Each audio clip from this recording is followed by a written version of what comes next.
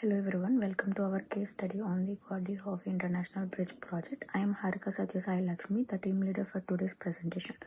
This bridge project is a fascinating example of cross-border infrastructure development that connects Detroit, Michigan to Windsor, Ontario.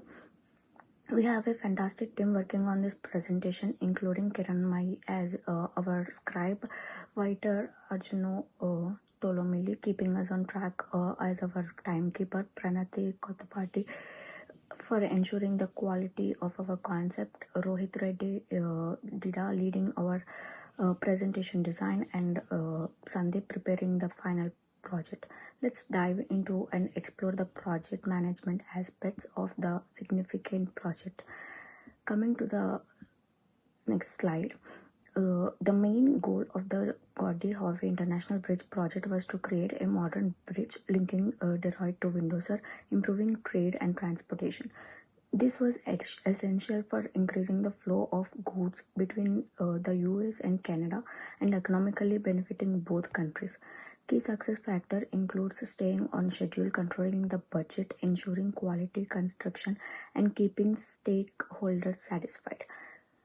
The concept includes building the bridge, associated highways, toll systems, conducting environmental assessment, and meeting all regulatory standards.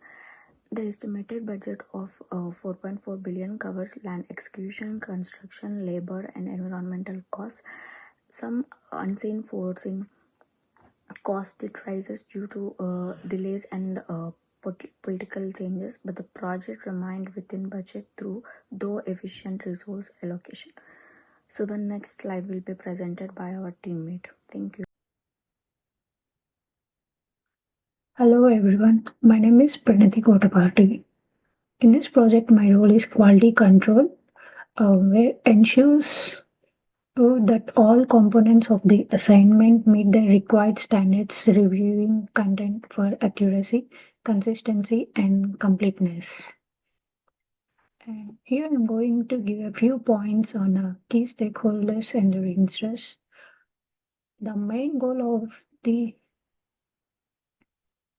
key stakeholders plays a huge role in the success of large projects like this one. The government of the US and Canada were key players aiming to ensure cross-border trade and infrastructure.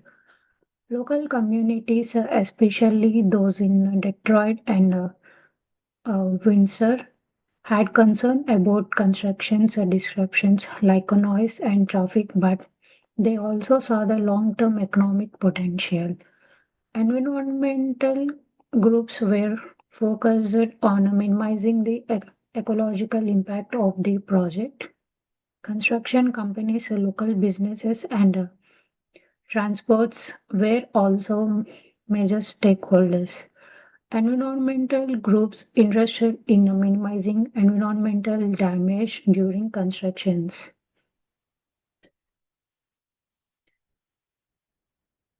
And coming to the initial risk,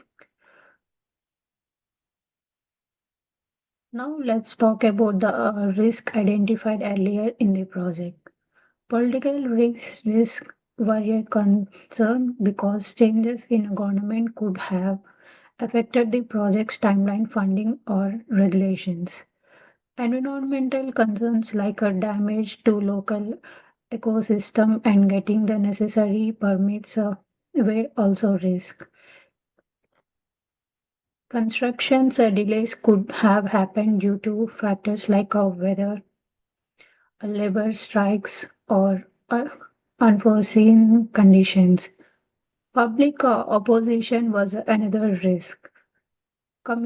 Communities close to the proper project site might have resisted the constructions due to concerns over pollution or disruptions. Finally, cross-border coordination between the US and Canada posed its own set of challenges due to differing regulations. Cross-border coordination. Thank you. Next slides will be continued by my teammates.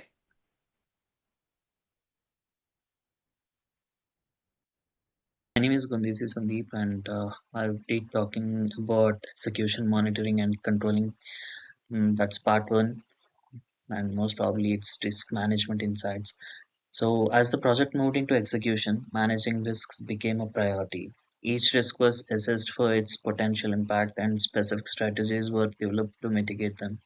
So, for instance, political changes were a high risk factor, so the team maintained strong communication with government stakeholders to stay aligned and adjust timelines as needed. And environmental concerns were also addressed early on by conducting environmental assessments and developing strategies for mitigation. Other risks, construction delays were managed by adding buffer time to the schedule and having contingency plans in place, and public opposition was mitigated by engaging with the local communities early on and holding meetings and providing transparent updates about the project. And for budget overruns, the team implemented regular financial monitoring and used contingency funds to address unforeseen costs. And finally, cross-border coordination was handled through regular meetings and policy alignment between the US and Canadian teams. Hi, my name is Kiran May. Execution, Monitoring and Controlling, Part 2, Communication Insights.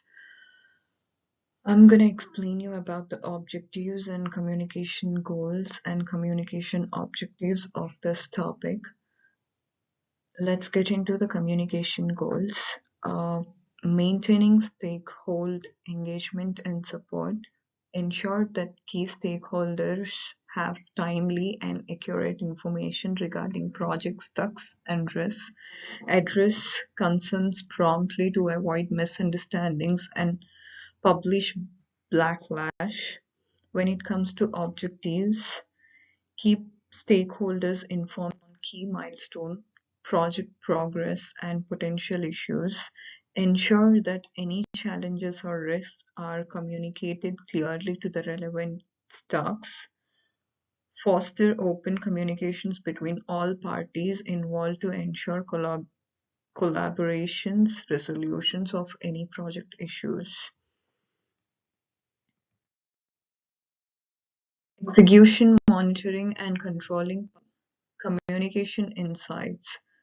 Stakeholders like project sponsor, local communities, government agencies, contractors, and suppliers. Information required high level project status, key risks, and budget updates. Time frame monthly. Local communities monthly or as needed. Government agencies quarterly. Contracts and suppliers weekly.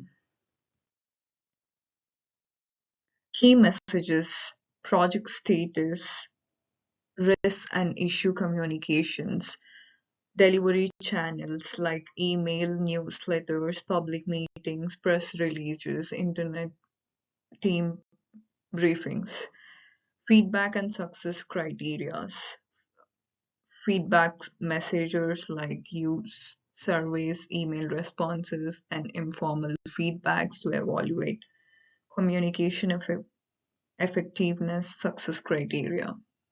Thank you.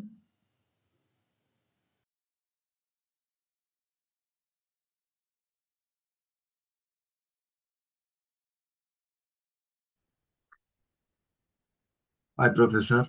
Today's my topic is Extension Monitoring and Controlling Part 2 Communication Intelligence.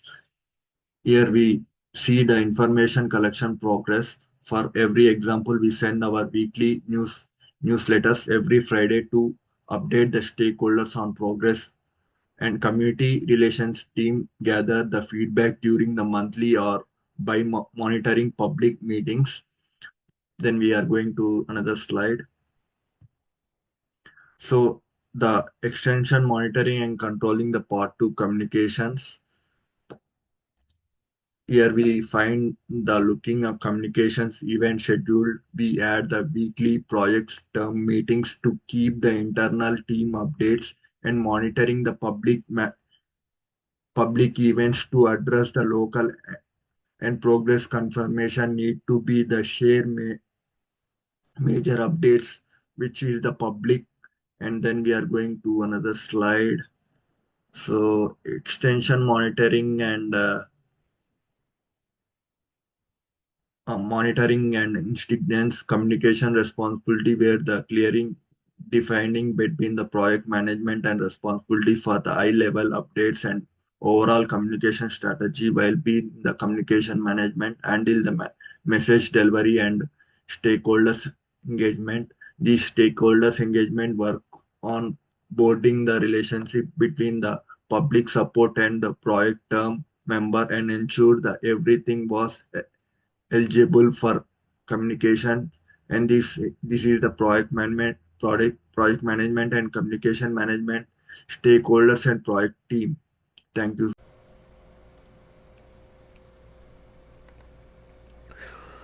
So, was the Gordie Howe International Bridge project a success? Yes, despite some challenges, the project can be considered a success. It stayed with scope and budget, met most of its deadlines, and the stakeholder engagement was strong. Challenges like political delays and public opposition did impact the timeline, but the team's proactive management minimized those issues. Overall, this project aligns with its initial goals and will provide lasting benefits in terms of transportation and economic growth for both countries. For those of you interested in the details behind the presentation, here are the references we use. These include the PMBOK guide, risk management principles, and resource from the Windsor-Detroit Bridge Authority. Thank you all for your time and attention. We hope you find this case study on the Gordie Howe International Bridge insightful. If you have any questions or would like to discuss further, feel free to ask. Thank you all.